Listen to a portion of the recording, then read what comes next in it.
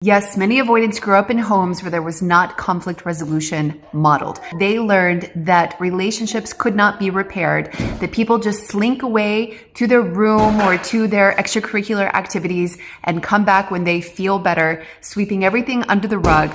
Or they learned to be submissive to somebody else's desires if they had a very authoritarian parent who dominated the space and whose emotions took over. And so they learned to make themselves smaller. And as a result, the only thing that they really knew how to protect themselves was to initiate avoidance-like patterns and behavior. And that is how they navigate through relationships. It is actually a skills issue.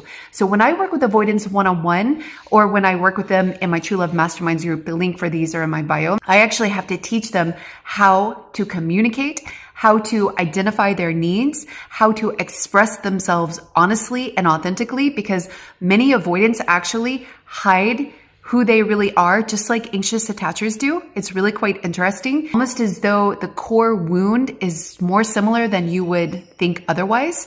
And the way it's expressed in the person is through this polar opposite of patterns. But actually deep down inside, both types of attachment styles have lost themselves, the connection to themselves, or they subvert it because they don't know how to use their power, their voice, their authenticity, and the intimacy of connection, genuine human connection, not just surface level connection, but like eyes to eyes, soul to soul, heart to heart connection. They don't know how to build that. And so as a result, they have a lot of breaks in relationships. They don't know how to adequately repair, which is why there's so many failures in relationships, because they don't know how to deal with conflict. Avoidant attachers will just deal with it by not dealing with it, where they believe that the solution is actually creating distance from the problem and not acknowledging it, not validating it, and sweeping it under the rug. Or in many cases, they disconnect from their own emotional center. And so then they can't handle when you have negative reactions.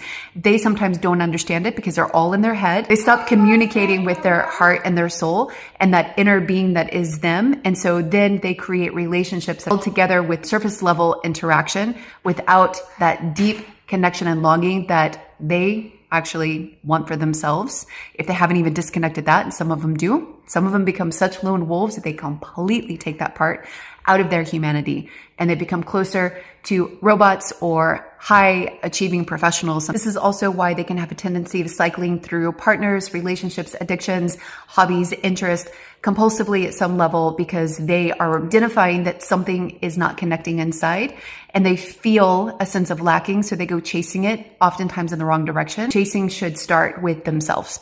When they come back home to who they really are, this is what I help my clients with. That's when they really start to connect meaningfully.